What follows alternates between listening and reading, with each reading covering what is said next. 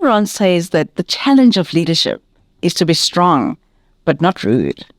Be kind, but not weak. Be bold, but not bully. Be thoughtful, but not lazy. Be humble, but not timid. Be proud, but not arrogant. Have humor, but without folly. There are very few individuals that I have observed that carry these contradictions with grace and wisdom. Lerato Molebatsi is a person that epitomizes that power, doesn't have to be loud or showy. Her character, her mind, and heart are what keep you in her life over the long term. Lerato is my guest today for this episode of Wisdom Personified, Conversations with Dudu Msomi. Lerato is a former managing director of General Electric South Africa. She has over 25 years of experience in diverse sectors such as the financial services, mining, government, non-profit, and professional services. She has several non-executive board roles, including on the South African Reserve Bank as the lead independent director and the chair of Netcom, and a non-executive on the Spur Corporation, amongst others. Thank you so much for making the time for me. It's a pleasure. You're most welcome. Yeah, you have been on my list for a while, as you know. So you were born in Soweto, Right. South Africa. What was your childhood like? Do you have siblings? How did you spend your days? I am the eldest of 4 girls. Grew up in Soweto, went to school there. So I'm an out and out Sowetan, born and bred. Yep. And it was a very ordinary and yet extraordinary experience growing up in Soweto, multicultural, multilingual. So my love for languages and my love for books and reading came out of that community. So I say it was extraordinary because of my love for books. I met with people like Raymond Ackerman, who was a well-known journalist in the 70s, and I think probably the 60s as well. Eskiam Pashlele.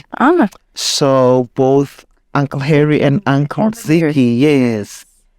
They took me on as a 13-year-old, and I used to go to Funda Center with them, where they were teaching postgraduate classes for students of history and English. In Funda Center in Diepkloof. So from the age of 13, I mean, my world was open about the continent. And I guess my understanding and love as a Pan-Africanist came from this. So it was extraordinary in that sense, where I learned about debate and debating. I learned about colonialism and colonization, and learned about apartheid in its fullest. And so, yeah, it was extraordinary, and yet it was also a very ordinary upbringing in that sense. Intellectual too, eh? Absolutely. And as I say, it's both luck, but I think it's Oprah who says luck is when opportunity meets preparation. Yeah. My love for books got me into that realm, yes. If you like. And then, I really became tuned into the world around me at that time. Because Eskim Pashlele was my father's matric teacher.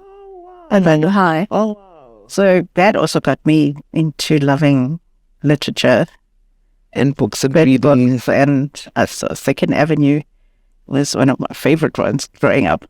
Yeah. So what do you think your unique value proposition is? If you were not here tomorrow, what will we miss about you? I think that my value proposition lies in the fact that I embrace, I would say, many cultures and many different things about people. So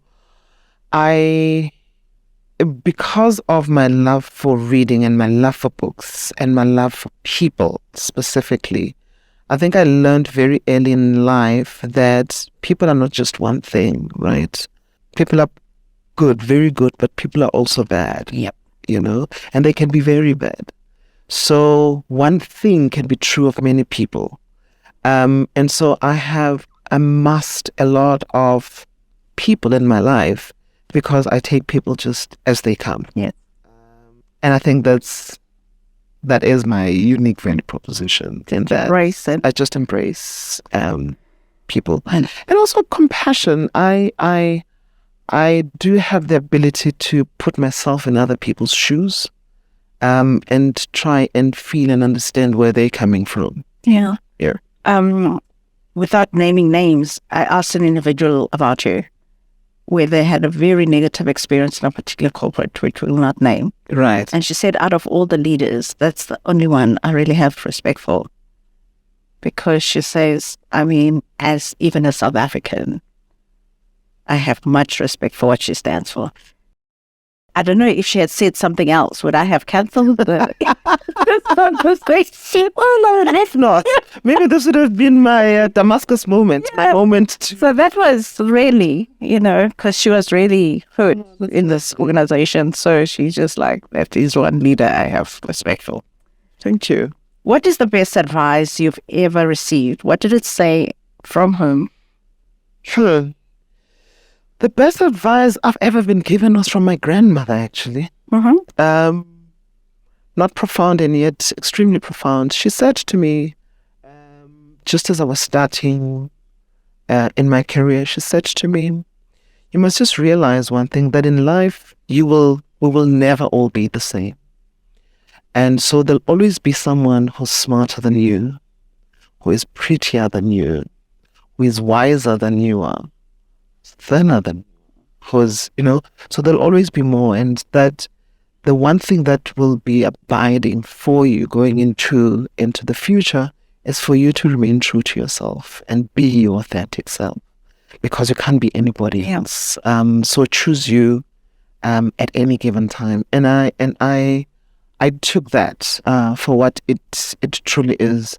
Just advise about remaining true to yourself. Because, gosh, trying to keep up with everybody and You can't. Spain can get whiplash. Absolutely. But also then, who are you? Right? If you're going to try and embrace everybody else and try and bring in, and not that we can't learn from others, by the way, but that those learnings should be also about enhancing. Yeah. But also you have you have a root and you can take on, but when something is not true to you, you reject it. Exactly. But what enhances you, you can receive. Absolutely. So I totally believe in that. What was the greatest wisdom you learned from leading people during your time as managing director of General Electric South Africa? So GE for me was a big learning from a leadership perspective. Firstly, it was leading in a multinational. Secondly, it was leading specifically in South Africa, Southern Africa. But also it spoke to my love for the continent and finding solutions for this continent. And the biggest lesson for me was in how the various people that came into GE brought with them huge, massive experience.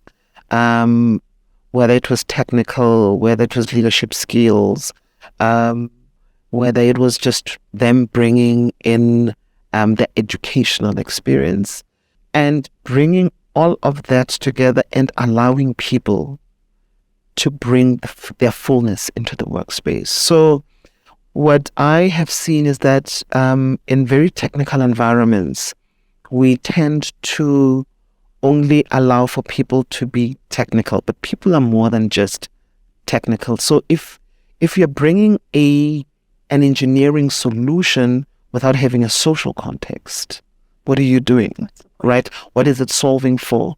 So my biggest thing about being at GE at that time was how our social or health problems or energy challenges came to the fore and were brought in by people that brought very many different things, and allowing them the space to do that.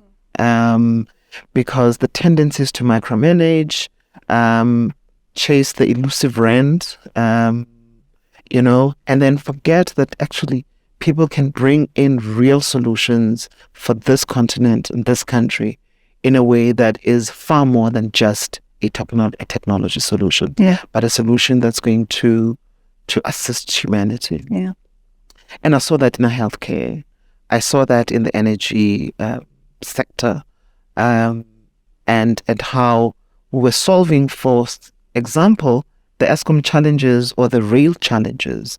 But when you solve the rail challenges, you're solving the problem of how people get to work, how quickly they get to work, how affordable it becomes for them to get to work, or how easy we bring in goods and services to people or across our borders in a way that is sustainable, in a way that is reasonable, and actually makes this economy function. You actually, as you're talking now, I'm like thinking, so why is it that we find it so difficult to measure social impact? I mean, our balance sheets, really, it should be so easy. Exactly. Those solutions you can actually trace back and say, hey, this is what I'm solving for, and it's the social. So integrated reporting should be like so easy. It should be, but I think we left too much of that kind of stuff to accountants. We thought it was an accounting issue. No, it's not. It solves far more than just the rands and cents. It solves real problems. Interesting, which is part of my challenge around audit committees. You don't need CAs only on audit committees. It will enhance, but that's another debate for another day. What was the vision you had for your life? Looking at the life you've lived and are still living, what is better than you imagined? And what has fallen short in the life you have lived so far of your young aspirations? That's a very difficult question. It's difficult because I don't think I'm a particularly reflective person. I don't sit and measure and plan in that way. I am a believer in how we solve for problems. So growing up, I was an activist. There was a problem to be solved with keeping people in sports, for example, separate. So when I was at university and we had to play Stellenbosch, or we wanted to play with Stellenbosch, it was, why? Loud. You can't. I mean, what is that? Sport is sport. And so I got involved in areas in my life where I thought I could effect change for the better. So I was always a political and a social activist in order to bring in that change. So I never really saw my life as me being a leader or me leading in a particular way. And so, what then did I not achieve? So things fell into my lap.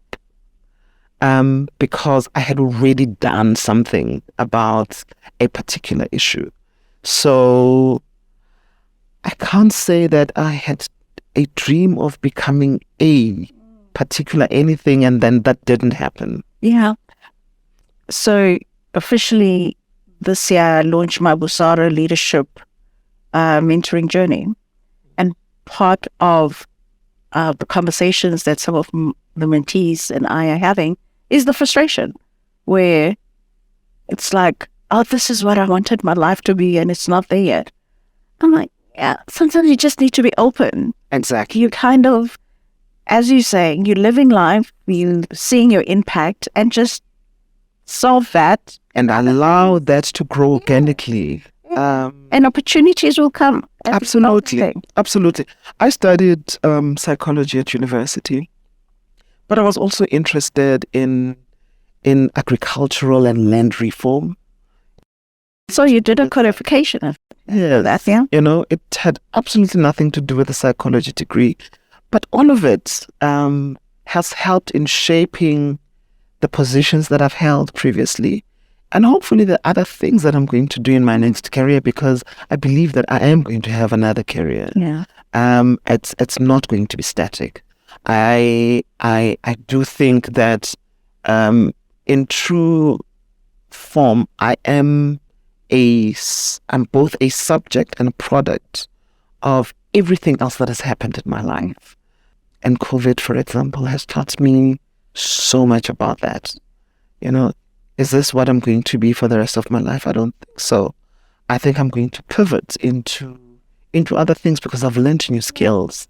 I've engaged with people like you who love leadership, who love training, and know what the impact of that can be to society. So, yeah, I'm interested in very many things. We just never know. We just be open.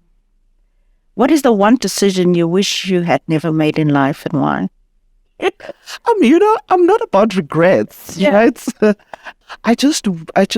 one thing I do regret, though, is not being alive to how there are so many possibilities in life, right?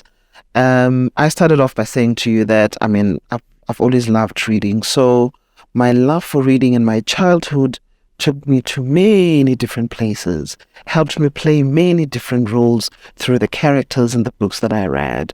But I don't think that I applied it fully in my own life to see that, for example, it was possible for me to leave university and say that I'm going to go to Iceland and live there for 4 years. Gap year or whatever. And learn something, right? So I think I kind of just got stuck in the everyday doing and very little planning. So I guess that would be the only thing. But you're making up for it because your life now is like, wow. Life always offers you an opportunity to pivot, to say, oh, okay, I didn't do that then. Why can't I do it now? Or today. Yeah. And I'm also loving the fact that I surround myself with young people.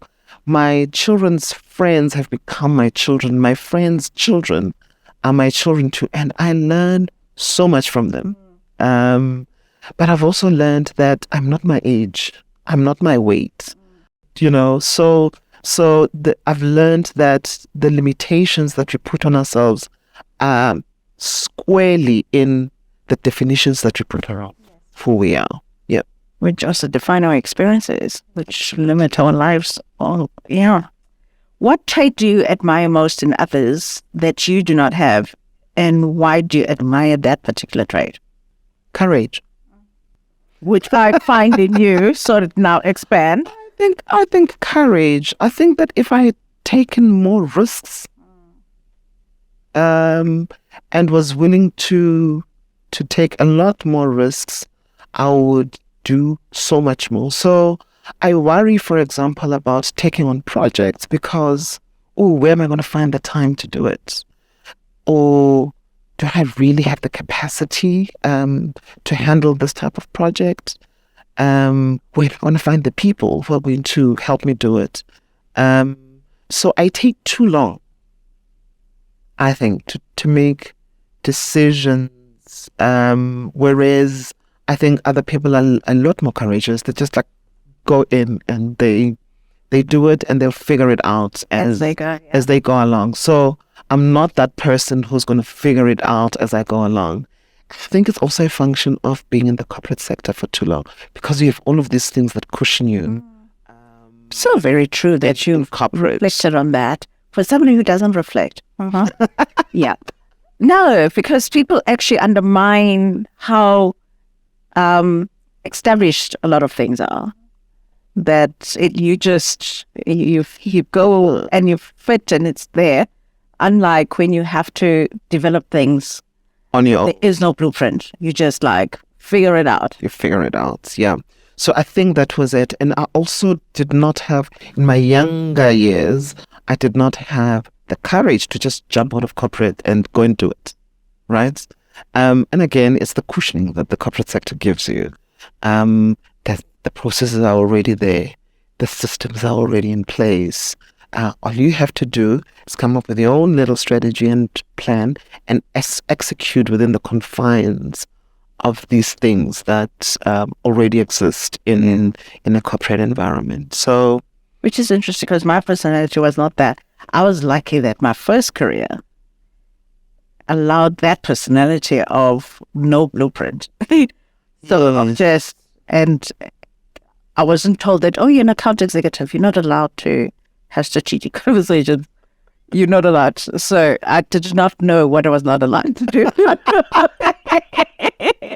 well done. So you just jumped in. Yeah. So, and it was good that I was embraced by leaders who like, okay, I want to hear what you want. And that's an important thing in corporates. It really is about the people that give you support and give you a they hold out their hands like this for you to step on. Yeah. And and a number of times I remember my CEO said, we usually fire people who do this. Whatever I had done. Yeah. And I was like, so you were that person who just did it and then apologized later. Yeah, because I understood I was saving an account. And you won't understand I'm just thinking of Captain Timber now because I wrote a letter to him without my CEO knowing, saying, if I am part of this organization, there's no way we did that. So if it comes from me, and I couldn't go to the CEO and say, this is the letter, I'm not right. So, yes, I didn't ask for his permission. So when Mr. Mtembu saw it, it's like, Dudu is here. So if it comes from her, I trust her word. He was a lovely man. Yeah, wasn't he? Anyway, what is the most perfect day for you? What is happening in that day? It's a Sunday. It's sunny. My daughter has come home to cook, and we are braai. And my son is there with his friends. My daughter with her friends. My friends with their children. And there is lots of conversations that are taking place at home, whether the conversations about the LGBTQI plus, or whether the conversations are about the state of South Africa today, or the conversations are about health or mental health. But there are conversations and there's laughter and there's just, and for me, that's the perfect sound is the sound of children, people laughing, talking. I see those moments in your social media. Yeah, you do capture them. It's the best thing for me. Yeah, it really is. And one thing that South Africans have not lost is the ability to laugh, and even laugh at ourselves and our situation, but also the ability to really delve into the things that make our society at a dis-ease. And we're able to talk about them in a very frank and cold way almost, and the things that we are not, that we should be, we're able to talk about them. So I absolutely love that. I do think though that the things that we need to move towards is now really bringing solutions. Yeah, talk is cheap. And also not being the worst PR agents for our own country. Oh, yes. We are not really good at that. We are actually the worst at that. I mean, somebody was saying to me that one of the things that Australians hate the most are the South Africans, right? Because they're already there and they're still complaining to justify why they're there. I get that report as well from my instead of embracing a new country with new ways of doing things. But I guess it's also the fact that people don't leave because they really want to, but because they feel hard pressed to do it because they can't cope. Yeah. I always say I have no choice. Doesn't matter which continent. If I'm outside of this continent, I'll never be home. So you'll know I'm not from there. Yeah. So I know where to run. Yeah. So we've got to fix this. Yeah. So, and it will be difficult for me to sing to another flag. It will be just really difficult. Have you ever found yourself suppressing a huge part of your personality and character to receive prestige or retain relationships? What part did you suppress? And how did you find the confidence to change this behavior? And what were the repercussions of your decision? Never. Like I say, I had a very ordinary life, but I was also raised by very extraordinary women. My grandmother being The matriarch for the real. matriarch for real, right? And one of the things that she taught me and taught me and my siblings and cousins was that you've got to stand for something. If you don't stand for something, you will stand for anything. And so decisions that I have taken in my life, some of them have been extremely hard, even hard for me personally. Some of them have also come at a great personal cost, but it has always been because I've lived by my convictions. Yeah, I can't think of myself, not doing something that I know is the correct thing to do because I'm saving myself. Yes. Oh, that's good. You are divorced. Yes. What wisdom have you learned from that experience? You can't postpone your happiness. That's the wisdom that I've learned from it. And that you grow from the things that either hurt you or don't sit well with you. Because if you stay in a dysfunctional relationship, and it could be a friendship also, by the way, or a family situation where it's dysfunctional for you, or toxic for you, if you stay, well, that's also a choice. Remember, Yeah. and you're going to be unhappy, and stay in that unhappiness and stay in that toxicity. So for me, the divorce was really about saying, we're not finding each other. I am just going to take my children and my future in my hands, and move on. And I guess it's not easy. Nobody gets married to divorce. But also not choosing yourself and choosing happiness, you do yourself a huge disservice. Yeah. So for me, that was the biggest lesson, that you always have to honor your feelings and honor yourself. You said in the past that former CEO Johan van Zyl had the biggest influence in your career. How? So you remember I said to you that one of the things that I wish I'd learned was courage. Mm-hmm. I think that's what I learned from him, that I don't have to come to him with a perfect solution, right? I must bring to him what I think is my way of solving problems.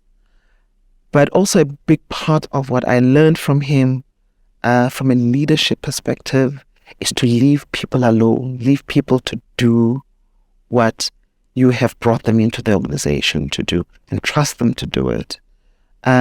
So him and Themba Mvusi specifically, one was at Sanlam, yeah? Yeah, at Sanlam, really left me to do what needed to be done. So I came in as to look after Ubuntu Butu, which is Sanlam's BEE partner. So Patrice Motsepe, did the BEE transaction with Sanlam. And they really left me to do what needed to be done. And I think the biggest lesson from him was the fact that he came from academia, studied Gibbs, worked as a consultant for the World Bank and worked in huge projects, water projects like the Kata Dam project in Lesotho, and led the insurance sector in a way that really transformed the sector. Sanlam was the first financial services company to do a BE transaction. And, the argument from a lot of people was, there are so many insurance companies and banks and all of it. And everyone saw or perceived Sanlam as the last bastion of Afrikaner, And they were the bravest, and they were brave, and they took the right decision and the right steps. Because they do love the country. Absolutely. Afrikaners love the country. To transform. Yeah. So, he stands shoulder to shoulder with some of the biggest leaders in business globally. It is interesting that you say that, because I was at Saatchi & Saatchi, right, also the first to do a BE transaction. Yuri Snyman and Henny de Kock. Afrikaner. Because they saw the future, and they were not scared of the future, because it's like... But also they invested here. Yes. They have no other place to go. That's what I think is admirable about Afrikaners. Sure. Is Raymond Ackerman still the businessman who has impressed you most? Why? I think he's one of. Yeah. And my why I was impressed, and I still am impressed by Raymond Ackerman, is just how he took a simple idea in retail and built one of the most formidable retail companies, not just in South Africa, but in the world, and built a brand that is so South African, and yet also so global in how things are done, from a retail perspective. So I was impressed by the fact that, he went out and he looked at solutions from the UK, from Australia, and he brought those in and made them uniquely Pick n Pay in South Africa. South African, yeah. Right? But also just fighting for the diversity of his staff. Absolutely. It's if it would kind of saying, go and do what you need to do anyway. Yeah. And I also loved the fact that when he looked at the retail sector, there was very little commitment to service. The customer experience thing for me was a first, for example, in South Africa, and obviously other retailers cottoned onto it. He was a pioneer. He was very pioneering. There was a time I was quite obsessed with Pick n Pay case study as well. Yeah. So over time I've evolved, but I still love the brand. Almost in closing, but I need to ask you this. Things Fall Apart, also one of my favorite books. You know that, Chebe. What makes this book your favorite book of all time? Oh, because it addresses so many issues. So for me, I think it's pure genius. It was his debut novel. Yeah. Novel. Well, yeah. Written. You almost think it's nonfiction. The way it's written. Oh, yeah. It is beautifully written. Wrote it in 1958. Who would have thought? But also the themes in the book are just amazing. Masculinity, colonialism, culture. Yeah. He talks about the Igbo culture. He talks about... Didn't you just fall in love with the Igbo people from... Oh, yes. No, I fell in love with Nigeria. Just reading Things Fall Apart. Yeah. And I and the protagonist, what was it, Ogongo, in the book. And I still think that, the line in Things Fall Apart, the center cannot hold. That is timeless. It's timeless. Absolutely. And we are living those things, aren't we? Things falling apart where the center's not holding. Yep. Oh boy. So in closing, because we could chat forever, what's still on your bucket list to do? Oh, so much. I travel, and I still have a few destinations to do because I absolutely love travel. But the one thing that I need to do for myself is to travel in all 54 countries on this continent. There are that I want to do. I just don't know if it's safe for a female. It's also expensive. Traveling on the continent can be very expensive because our transport systems don't speak to each other, but I am encouraged by the Africa Continental Free Trade Agreement. And hopefully we are going to get to a time and place on this continent where we prioritize ourselves. Instead of going to other countries, people should come and learn from us. Absolutely. That high-speed rail going through all these countries. Oh my gosh, it'll be like Cape to Cairo. Oh my gosh. Somebody, please. My diva spirit, help. And in closing, what wisdom would you like to leave us with? That nothing lasts forever. That this too shall pass. And it can only pass if every single one of us sees a problem, but also looks for a solution for that problem. We don't have the time or the luxury to be wallowing in self-pity, to be moaning about the state of South Africa. Every single one of us in our own space, in our own little way, can make a difference. And we should. You know what I always feel sad about? I know how my dad used to react if he said something and I corrected him. Yeah. If he said something, he didn't look at it as disrespect. I always say, for all the corruption that goes on in our country, are there no kids that say, Mom, Dad, please don't do that? This is my future. Because the one person that can change is your child.